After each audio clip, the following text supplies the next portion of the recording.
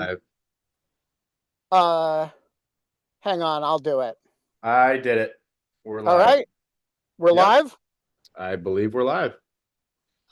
So let's actually first check whether we're live, because the Live. stupidest thing to do is to start Uh, talking. Hang on, I'll do it. I did it. We're live. Mateo, are we live? Wait, I think we've lost Mateo. Mateo, are we live? We're live. We're live. All right, folks, we are live. Are we live? But I've got a little bit of feedback here, because I think, so Mariia, keep yourself muted when you're not talking, and I will do the same, and we will be fine. Um, uh, I am here in front of the Russian embassy in an unusually comfortable position to be doing a special military operation. I'm in my car.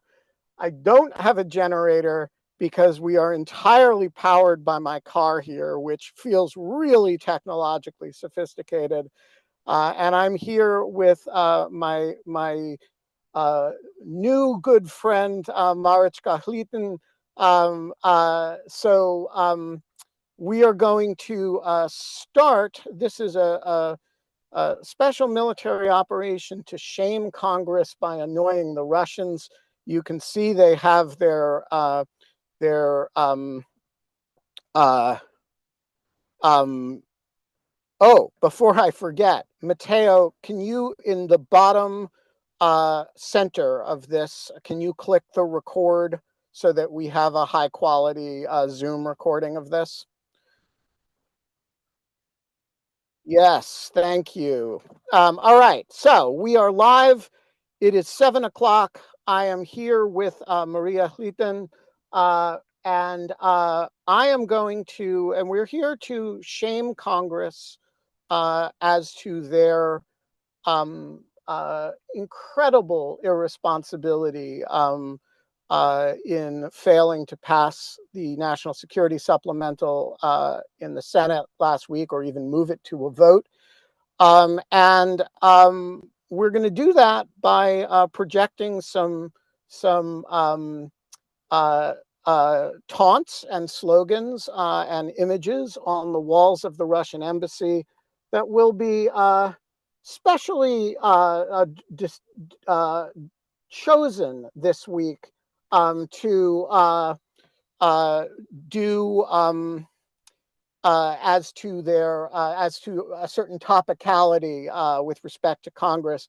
We're going to be joined in a few minutes by Representative Adam Kinzinger, former representative, who is going to talk about the Republican politics of Ukraine support, um, and um, and we're going to uh, try to draw some attention for American audiences, principally, to what needs to happen in order for this Ukraine support to happen.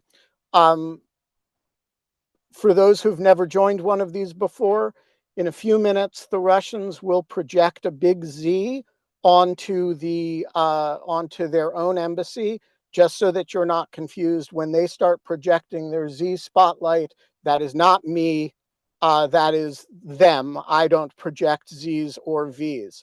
So, Marichka, get us started here and tell us a little bit about yourself and where you're from and what happened to you at the beginning of the full-scale invasion. So I have one little remark. It seems like Adam Kinzinger is right now in our attendee list, and it would be nice if Mateo could add him as a co-host so Ah, he could join us, right? good call. Mateo, if you could bring Representative Kinzinger on, that would be fabulous. And thanks for noticing that, Marichka. So tell us about yourself. Who are you and how did you come to be at a special military operation? Hey man, good to see you. Good to see you guys. We made it. So we are here. Adam, meet Marichka. Marichka, meet Representative Kinzinger, a former representative in exile, Kinzinger. We will be with you in just a second, sir. Sounds good. All right, can I start? Yes, absolutely. Perfect. So my name is Mariia. I'm 22 and I'm from Ukraine. I've been in the US already for a year and a half, and I'm trying to advocate for Ukraine and for supplemental bill for a while already, because I feel like it's really important not only for Ukraine but for US as well and for the whole world. And basically I had a really hard circumstances back home because I've been at home when the war started, and I spent some time when the bombing just started in Kiev, and then I moved to the suburbs and basically were occupied with my family for approximately a month, having no way to get some food or medications or anything. So I had some terrifying experience at home, and I was quite lucky to win a huge scholarship for studying here in the US. And I always felt that this is the good country to go because we usually have a lot of support from the US. But right now I'm worried and a little bit concerned because we don't have much time till the Congress go on official holiday. And I feel like we need to push Congress a little more right now and put a lot of efforts to actually pass the supplemental bill, and help Ukraine resist Russians, because they are attacking us every day, constantly. And unfortunately, this is the question that cannot wait. And I mean, personally, I can wait, but Russians never stop. They're killing people every day, and my family is still in Ukraine. They're still under huge danger every day. And it's really hard for me to live normal life in here, even though everything seems quite happy and quite safe. I am concerned every day about my relatives, my friends, and my country at all, because it seems like right now the world left us a little, and this is what I personally feel. So I'm here to show that I really care about what US saying about Ukraine. I really care about the aid and help US providing for us. So yeah, it would be really interesting to hear what you think on this matter, what we can do, how can we push more right now, so that we will make sure that till New Year we will actually get this aid. So Adam, talk to us about how we came to a place where 2 years ago 100%, almost 100% of members of Congress would have, it was a completely nonpartisan issue. The only criticism, other than from Marjorie Taylor Greene, you heard of the administration from Republicans, including people like you, was that they weren't doing enough. They weren't getting weapon systems to the Ukrainians fast enough. And today, 100% of Republicans in the Senate voted against cloture, not today, but this week. How did we get to that point? How much of this is really opposition to Ukraine aid, and how much of it is sort of domestic populism that's about something else? Hey, well, it's good to be with everybody. Mariia, nice to meet you. And Ben, good to see you. And thanks for pissing off the Russians yet again. I'm sure they enjoy it. So you make our life fun to watch. So, but let me just say, look, it's even worse than that. I mean, I think back to 2014, and I mean, our big talking point in Congress was that, Barack Obama wasn't doing enough to help Ukraine, both prior to the fake annexation of Crimea. We said he wasn't doing enough after that. And then And he wasn't. I think he absolutely wasn't. But now those same people that were attacking him are now the ones that are playing this game. Here's what it comes down to. I mean, look, there are some actually opposed to helping Ukraine people. I don't think it's a majority of Republicans. So I kind of break them down into three groups. There's pro-Ukraine Republicans. There's a group of anti-Ukraine Republicans, more of the isolationists. And then there are those that are just scared to death to take a stand because they want to get reelected. I dealt with all of them on the January 6th stuff. I mean, these were the people that never spoke out. So I think on the Senate thing, I was very angry about not about the Republicans opposing the chance to move forward. I will say I'm not hopeless though, because look, we do have a crisis on the southern border. We don't need to get into that, but I think it was an opportunity, and I think it still will be an opportunity for President Biden to deal with that issue, but kind of cloak it in, look, Republicans are making me do this, but it would actually go after a real issue, which I think is a vulnerability for the president next year, and then make sure we get Israel and Ukraine together. I still think the majority of Republicans in the Senate would vote for this once it comes forward. The administration has seemed to indicate they're willing to negotiate more. But here's the point. Like, this is politics. It sucks how it's happening. We need to just pass Ukraine and get it done with. If this is going to continue to drag on because of a concern about the border or Israel or whatever it is, fine. I understand that. We can have legitimate debates. But the one thing we don't have the luxury of debating much longer is, are we going to support Ukraine? So I would say this, like, first off, here's another interesting thing I like to think about. When we're all learning history in American schools, you learn all about these heroes of World War II, and you learn about Winston Churchill and how visionary he was and how he was so right in seeing the German threat. But something we forget is really up until 1939, Winston Churchill was a pariah. He was seen as a warmonger, as somebody that just wants to fight again, and everybody's tired.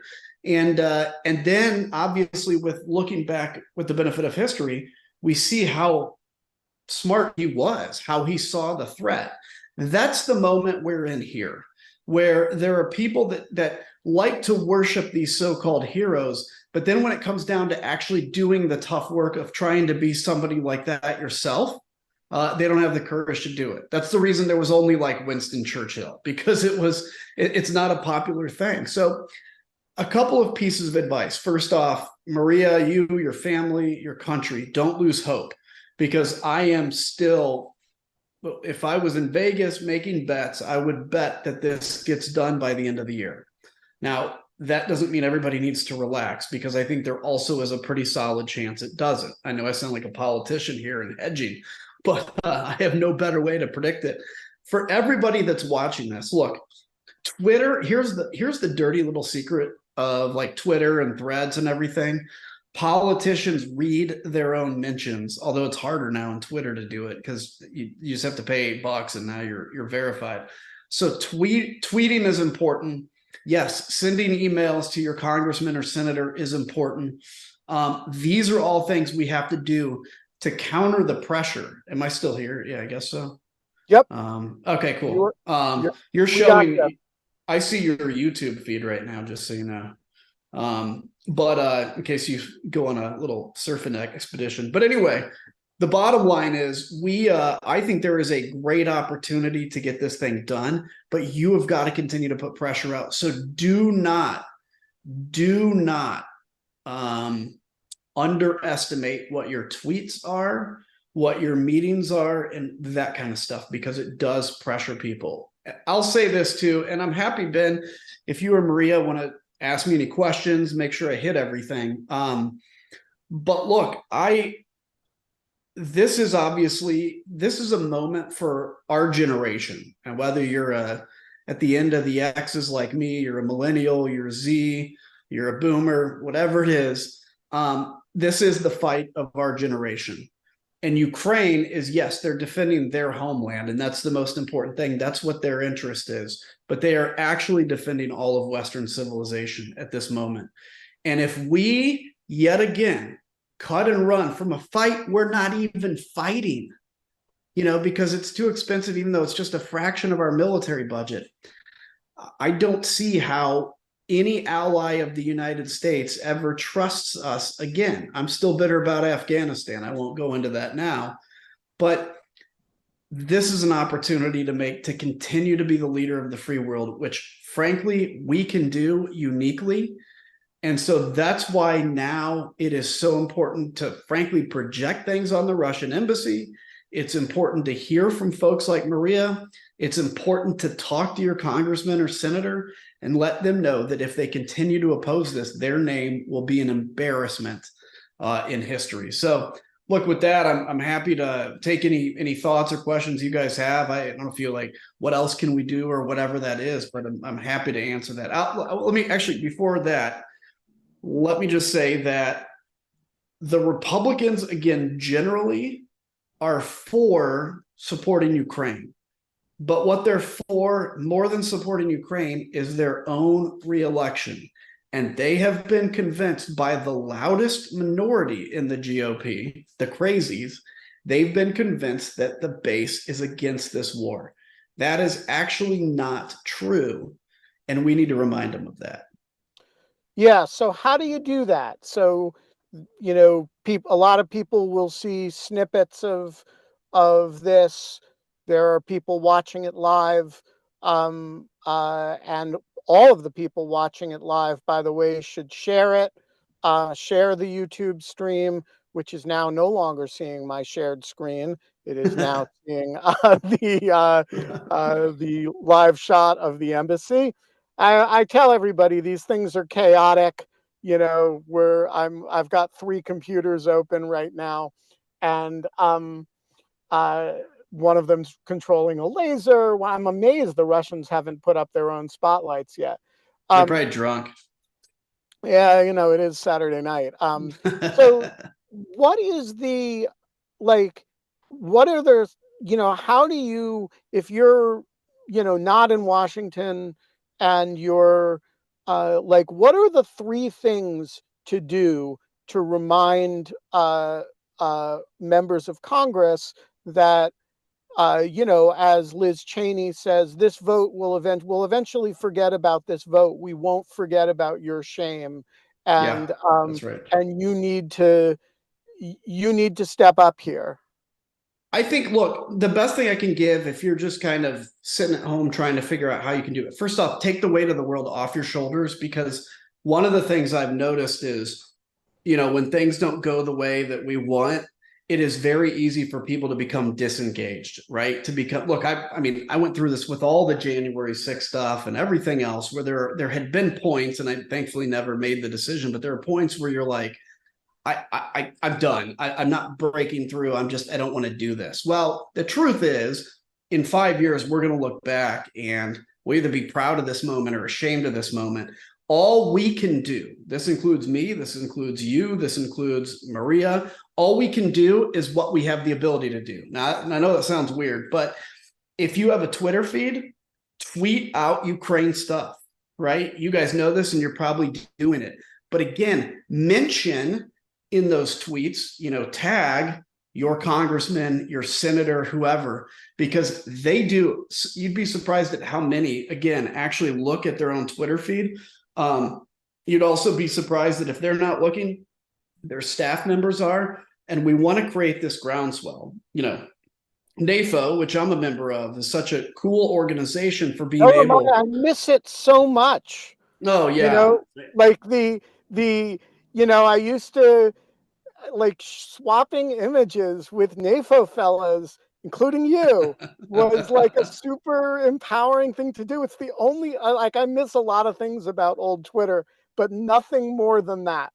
That's it. Yeah. Well, you could, I guess they're on Truth Social now and going to troll people. So I'm going to create a fake account at some point and maybe help do that. But so I think it's that, it's threads, it's posts, whatever you're on Facebook, get those things out there. Because again, the more that people are doing this, it feels like a groundswell. Look, I'll tell you this little secret. When I was in Congress, I would look at my mentions, and if it was like 50-1, like Kinzinger's a rhino piece of crap, right? I know that doesn't represent the country, but it does affect you. It can bother you. And so those kinds of things make a difference. Call and write your senator and congressman. That makes a difference because I can tell you. Okay, so wait, I'm just going to hang on just a second. I just want to point out to people who are watching that there are now people walking into the embassy grounds, and there's no moment that I love more in special military operations than when Russian diplomats are standing at their own gates and have to see. They're walking in now at the security gate, and we have a big Ukrainian flag above it, and I want to tell them this as well. This is a Russian, and actually this is in Ukrainian, but it's an unspeakable obscenity directed at their president. Sorry, I cut you off. No, please do, because that's more fun than what I'm saying. So, but I'll wrap that point up with, so those kinds of things matter. If you got somebody that agrees with you, get them to put those tweets and things out and everything. Pray. If you're a prayer, pray. Trust me. As a believer myself, I think that matters. And just continue to rattle the chains here. I think that's the best thing we can do. And just remind people, look, this momentary political pressure you're under is nothing compared to the shame you're going to live with the rest of your life if you fall apart on this. And obviously, if you can help charities in Ukraine, make sure they're cleared and good, because there are some bad ones out there that steal money. But there's a lot of really good charities that help people, and continue to reach out. That's the best advice I can give. Don't lose hope, because when you lose hope, you don't engage anymore. And when you don't engage, the baddies win. Tim Miller knows all about the baddies. And so don't let them win. Yeah, so we are joined by the great Tim Miller, and the Z Spotlight has now made its appearance. Yeah.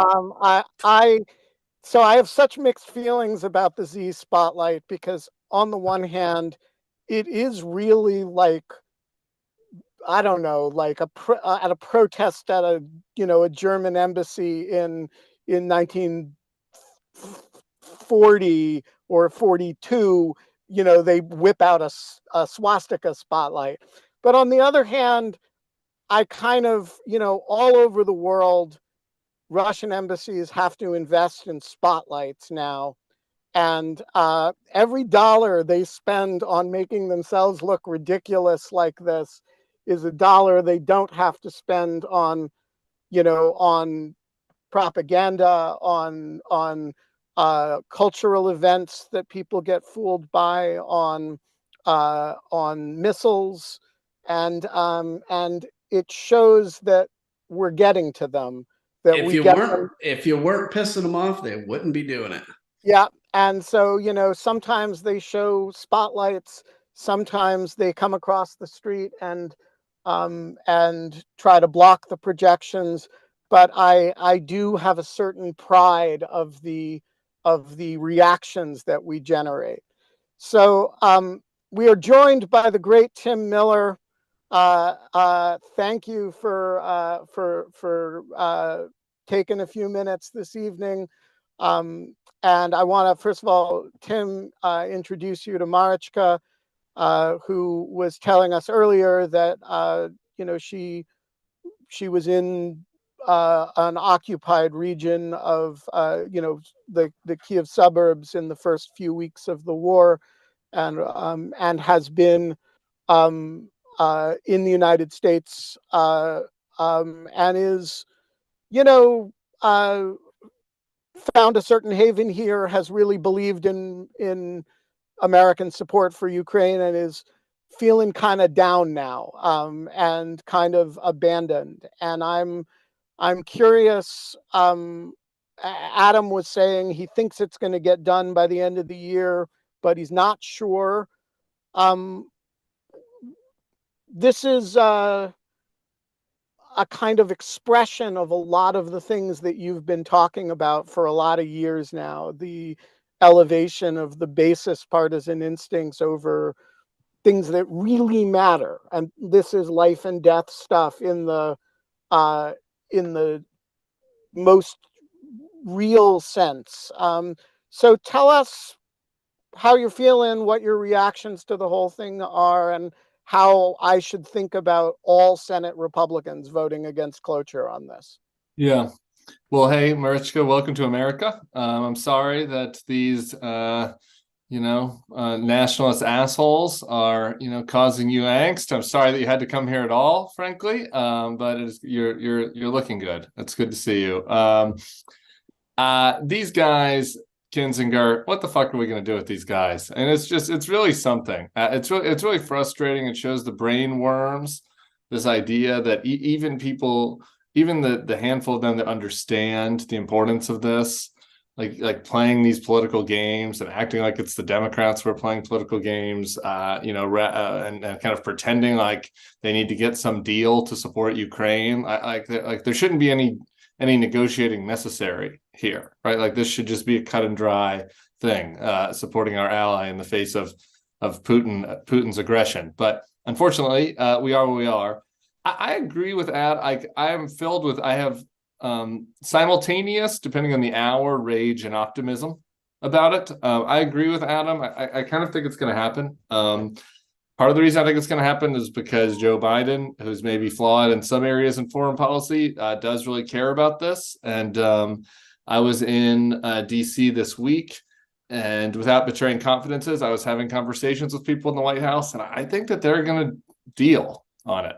I mean, I really think that they are. I don't know that for sure. Don't quote me. I'm not speaking for the White House, but my sense is that they are going to do what is needed to get the Republicans on board with regards to the border. Now, the question is whether the Republicans are kind of playing Calvin ball here, and like they'll keep moving the goalposts, and if Biden doesn't agree to kids in cages, and that's not enough, and they won't do it, right? Like what I mean. It's hard to know whether the border goalposts will continue to be moved, but I do think that Biden is going to play ball on this. Because of how important it is, also because of how important Israel is, of course, but because of how important Ukraine is, since that's really the more of the sticking point. And then I think that there's pessimism after that, right? Then we got to kind of go do all this again. But I know, Ben, you know better than I do about some thought was put into how much the ask is this time, with that in mind. Yeah, it's big for a reason. Yeah, it's big for a reason. And it's so that you don't have to do it again before the election. So I'm hopeful that it's going to happen. I am enraged. I'm annoyed. I'm frustrated. I'm frustrated that even the remaining good ones, like Mitt, are kind of out there acting like this is responsible negotiating. That upsets me. But I think it's doable, and I think that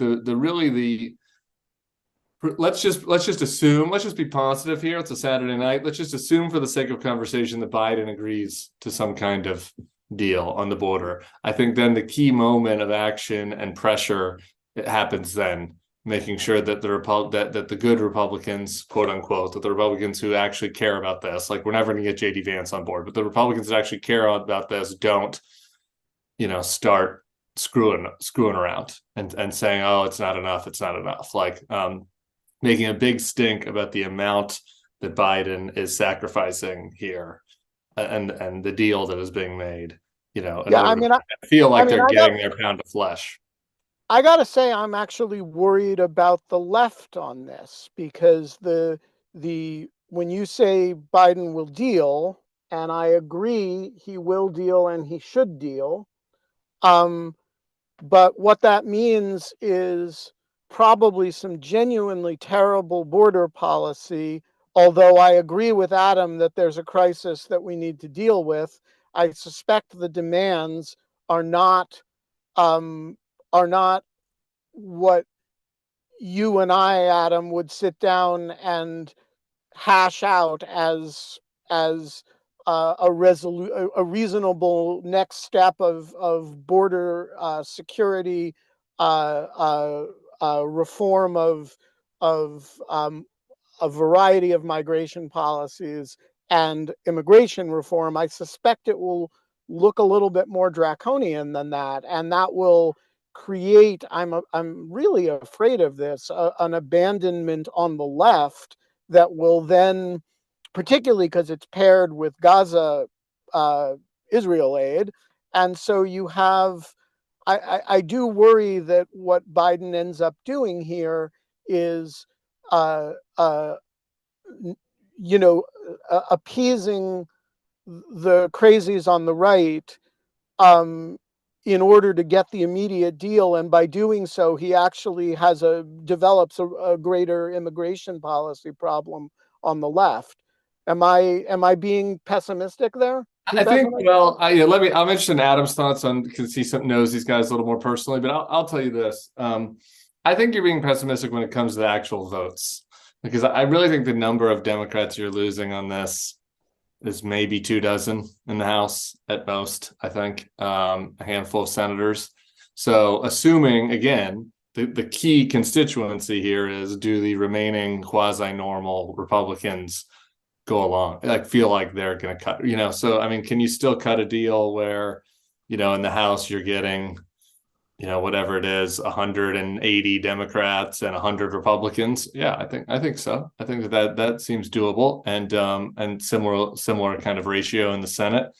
I think Biden is going to create a political problem for himself on the left with young voters and stuff like that, and that may have downstream consequences come middle of next year, thinking about the reelect, and obviously electing Trump's like the worst thing that could happen to Ukraine. So I think it's fair to be concerned that he creates a political problem for himself with, voter energy, progressive turnout, young voters. But I don't think that he's going to create enough of a problem to like scuttle the bill. That'd be my assessment.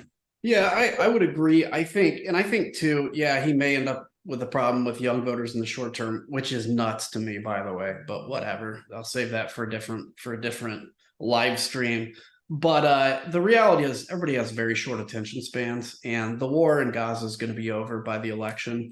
And I think that'll be an afterthought. What won't be over, unfortunately, maybe if we're blessed, but what probably won't be over is the war in Ukraine. And so I actually agree with Tim, Ben. I think you're right to have the concern. But I haven't actually seen what the Republican demands are on the border. I don't think it's all that draconian. And quite honestly, I agree with a lot of what they're trying to push. I just don't agree with pairing it with Ukraine. And I think there's a lot of Democrats that, wary of their left, won't say this, but know that they have to deal with this issue too, because that's a political hit for them. So I agree with Tim. You have 2 Z's up now. Did they put a second Z up?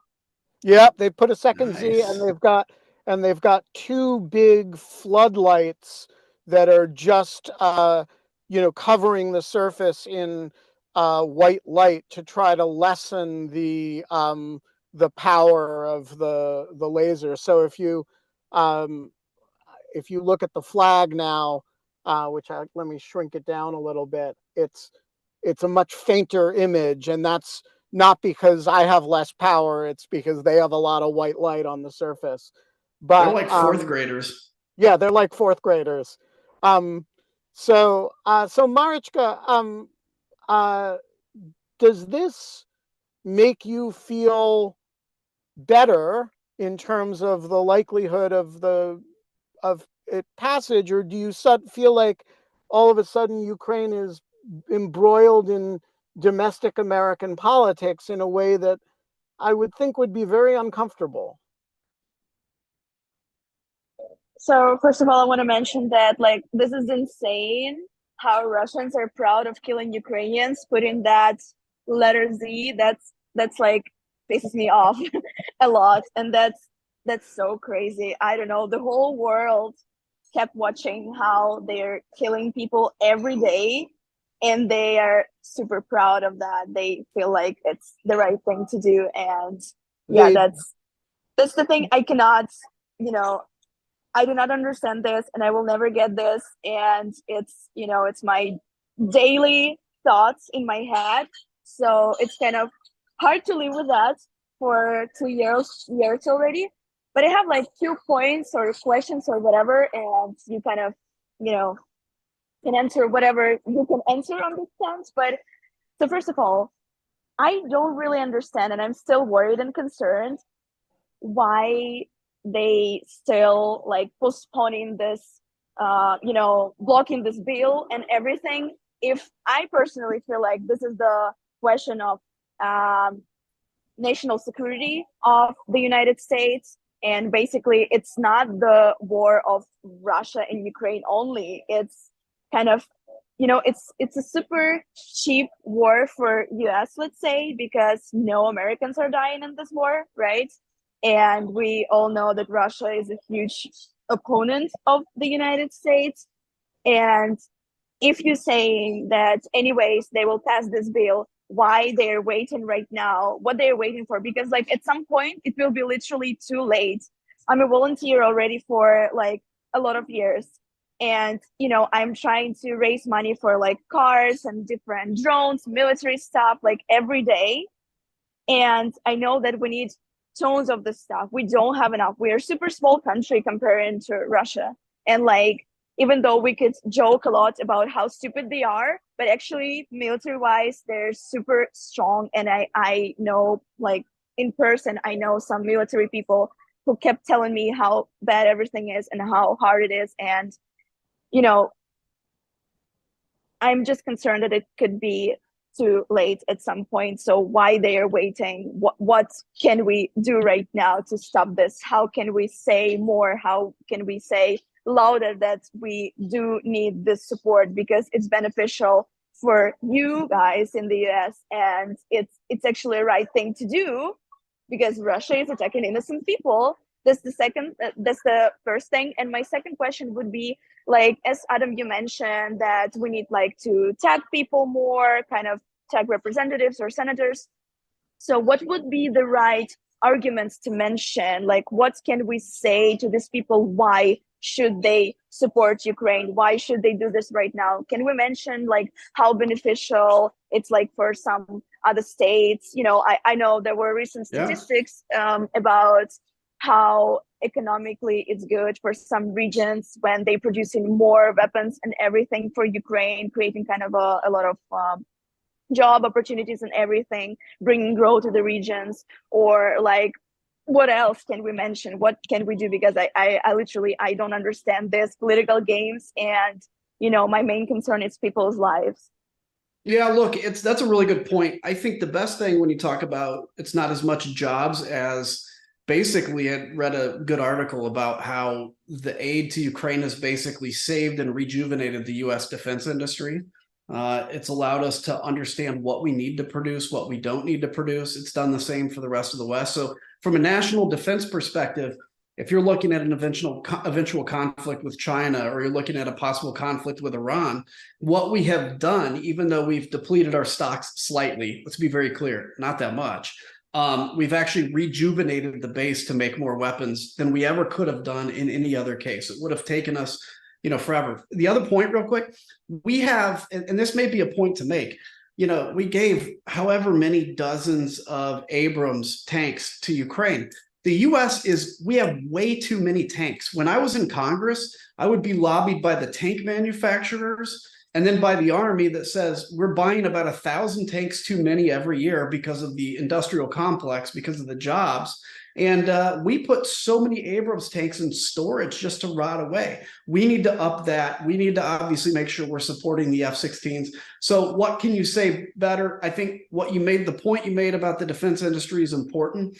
I think also talking about, the fact that we do have a lot of excess weaponry that we can give. I mean, look at the cluster munitions. It was brilliant to send the cluster munitions. They should have gone a year earlier, but these have been extremely devastating to the Russians. And we were getting ready to destroy these weapons. These were sitting in basically destruction. So we actually saved money. The last thing I'll say on that really quick is people don't understand that U.S. foreign aid, we don't write a check and give it to Ukraine. It's spent in the United States. I think in this case, close to 80% of the money has been spent on in the United States. People don't understand that's what foreign aid is. It's a good thing to remind people. And then just quickly, why is this happening? It's just politics. That's the best I can give you.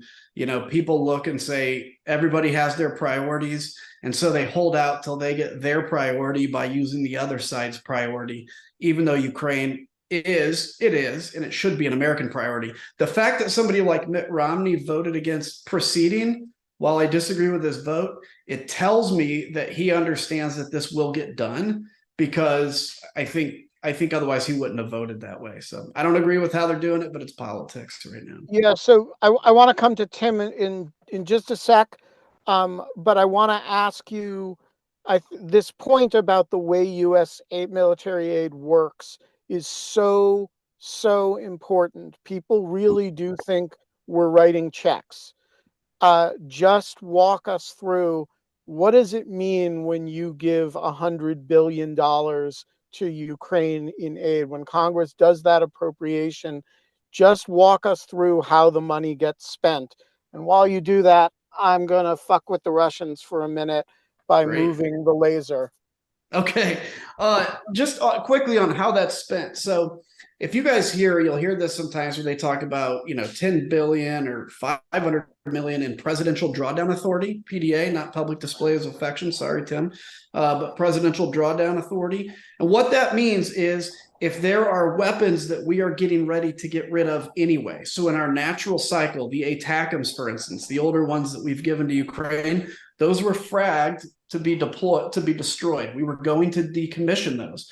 So when we give those to Ukraine, we have to, because of accounting, put a value onto that. We have to put a price onto that. That's included when we talk about $100 billion of aid, even though that was going to be destroyed anyway and replaced. So a significant amount of the money is not really spent at all because we're simply having to put a value on stuff we were getting ready to get rid of in the first place. Secondarily, with the exception of Israel, who has a waiver, a 75% waiver, all foreign aid has to be spent on U.S. products or U.S. weapons systems. And so that's what's going on with Ukraine as well. There's a little bit we're giving to help like pay the military and stuff like that, which paying the military is essential because I'm going to tell you, if they didn't pay the U.S. military, guys wouldn't show up and fight. I mean, that's just a reality. You got to support your family.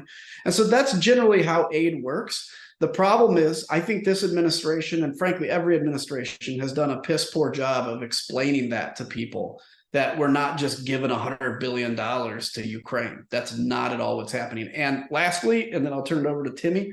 Lastly, we have extremely strict accounting for how this aid is being used and spent. We are keeping track of every shell, where it goes, how it's used. So if anybody was stealing this money or this aid or these weapons, we would know about it. It is not happening. And every weapon, every system we send to Ukraine is actually put into action to kill Russians, which is a pretty good investment.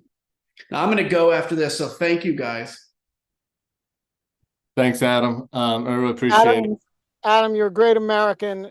Thank you so much for joining us on short notice. I literally texted Adam after I had breakfast with Marichka this morning and said, hey, you free in the 7 o'clock hour? And he said he'd join for 20 minutes. 45 minutes later, he's still here. This is what Congress people should be doing in support of Ukraine, dropping everything when asked. And it is my deep regret that it is ex-members of Congress who you can get to do these things, no questions asked. So notice that I moved the flag and the Z is now moving to try to cover it. Adam, thanks so much. Tim, the floor is yours. Yeah, thank you. Hey, Adam, you're awesome. And he's been so good on all of that, the technical and the military side of things. I just want to talk about the politics and what maybe you could do to help on the advocacy side. Because this is Trump. I mean, let's just be honest. This is Trump and this is the nationalist pivot in the party. And that has caused all of this. And there's been fundamental opposition to aid from Republican voters in the past, but this is the first time, that this is all, really become a major actionable problem. And it's because of Trump. And so that's maddening, but that's just the reality. And so to me, I think everything that Adam said is right. And that's all good advice. But you, Marichka, and the people that you talk to and your friends and other people that have come in from Ukraine or have relationships there, to me, I think the best thing that can be done between now and when this passes, hopefully, is figure out the handful of Republicans that are still receptive to the moral an ideological argument about this and to target them with that message. And with that message as an emotional plea, right? I mean, we're talking about Mitt Romney, Lindsey Graham, Tom Cotton, like whatever you think about these people, but like those are the people that need, you know, Mitch McConnell, obviously. Those are the people that are going to need to be, you know, ensured that their spine is sturdy on this. And I do think that kind of advocacy matters and makes a difference. I do think they're still going to play politics, but you know, if Biden comes to the table, if they're feeling the pressure, not just from the you know, nationalists, isolationists, but also from people that are really, frankly, more aligned with what their instincts are, I think that will help. And that is really, those are the people I'd focus my energy on, you know, kind of social media and other kind of outreach. So I have, yeah, go ahead, but if you have one other thing really quick, I do have a couple 6-year-olds yelling at me out there. So yeah, so we're going to let you go, but I have one question that I'm going to ask you on Mariska's behalf. Okay. Which is, you know, we were talking this morning about, you know, how few people turn up when the Ukrainian community does an event, does a rally. You know, there's a few non-Ukrainians there, but it is largely Ukrainians talking to Americans by talking to Ukrainians. And I am curious, we got some more light action going on. I'm curious how you think the Mariishkas of the world can talk to like, what's the forums in which, you know, I tried to create one tonight where we're talking to Americans about Ukraine. They're hearing from Ukrainians, but what's the mechanism by which the Ukrainian community can talk to people in Kentucky who can talk to Mitch McConnell? You know, how does that work? Yeah. So I mean, obviously, I think that the Israel situation has created some problems in this regard, and just the nature of time and people losing energy. That's just human nature. For me, it is how can you get, like the realities of what is happening in Ukraine in front of people, right? And like thinking about it in personal stories and compelling stories and content that's coming from over there. And, you know, it's odd to say that like a Chinese spy app is the best way to do this, but really this should be happening on TikTok, right? Like that is, you know, trying to figure out how to kind of get into that algorithm and, you know, send original content that can kind of get outside of existing bubbles. I don't know what the financial thing is. There are paid ways to do this. I do think there is a reservoir of goodwill for Ukraine. It's the motivation is the question, right? So, like, as far as I'm concerned, right? It's not that people don't. It's not that there's no Americans who care about Ukraine. People in America do care about Ukraine, but it's been going on for a while now, and they care about a lot of things. And it's Christmas, and you know, so how can you get in front of those people? You know, maybe some of that is paid with digital targeting, and there are a lot of people that can help with that. But I think it's also, you know, it's like anything else. It's raw, it's emotional. How do we kind of tell stories from Ukraine back here? Yeah, I think that was something that Zelensky was doing very well for a while, and obviously we're kind of at a different phase in the war, and so you know, I don't exactly know what a day-to-day looks like for Zelensky, but I assume he has other stuff on his plate. And so, you know, I think that has also had an impact, right? That, you know, like like his Christmas message, or whatever it was last year, you know, was one way to get to people. So I like, that's the challenge. I don't think it's going to be easy, but I don't think it's because there is not goodwill here. It's going to take effort. Tim Miller, you're a great American. Thank you. Take care, I brother. appreciate you. And take care of those 6-year-olds. All right, Slava. Okay, we'll see you. All right. So we are having a little bit of trouble now with the degree of light that the Russians are putting up, and so I've shrunk the flag down as pretty small, and I've moved outside my car to keep it mobile, so we can try to be mobile. Every time I come out, there are more Russian lights, and while Marichka hates the Z's for obvious reasons, the one I hate the most is just that big giant flood. And it's not for ideological reasons or for what it says. It's just because it makes projection really hard. So we're going to start wrapping things up. I have to somewhere to be after 8, so we're going to end by 8. But Marichka, do you have thoughts as we in the 10 minutes we have remaining? Yeah, so I've got quite useful insights, and thanks for inviting your friends to come to us and talk about that. This is really important, and I feel like that would be, I mean, a lot of work needs to be done through the next week until the 14th of December. So, but I feel like I've got a little more hope than I had before. And I will definitely talk to my friends. I will talk to different organizations, and we will try to reach out to these representatives and American audience as well. In any ways we can do this in a week, but I mean, it's worth trying. And I will still believe that they will pass the bill and everything will be great, because when you kind of have this positive attitude, so you're now not noticing how you put more efforts into the things. So yeah, I feel like we all have a lot of things to think of and a lot of things to be done next week. So yeah, quite fruitful conversation. I'm so happy. I was so happy to be here, and actually so happy to see Ukrainian flag on Russian embassy, because yeah, that's a really important thing to do. Kind of remind that we are here, we see everything, and shame on them. We will never forget what they're doing with our country, with our people, and the whole world will never forget this.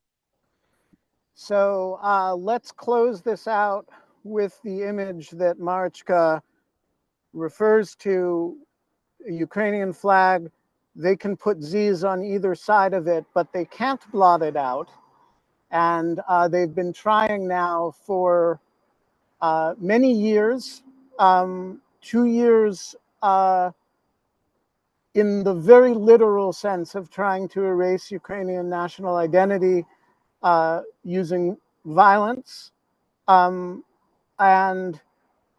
in a metaphorical sense by putting Z spotlights on top of the flag when I project it. And so what I'm going to do to close this out is I'm going to put it on the flag of the embassy, which I try to do, but this is the hardest one to do this with in some of the embassies in Europe where you can get much closer. It's a much easier thing to do. Here it is a very hard thing to do, but I'm going to give it a try, and we'll see what we can do. We got to shrink it way down, all the way down. I think that's about as small as I can get it.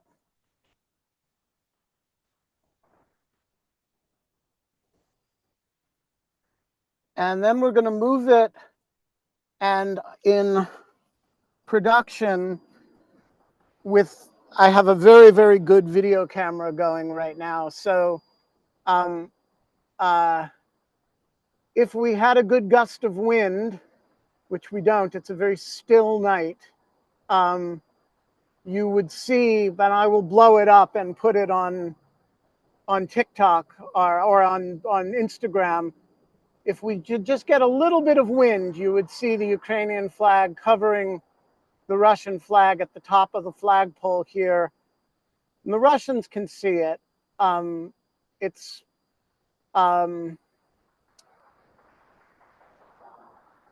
But the flag is not extended, and so it's hard Can you see it, Marichka? Oh, it's coming up now, actually. There's a little bit of wind coming up. Yeah, just a tiny bit. Yeah. And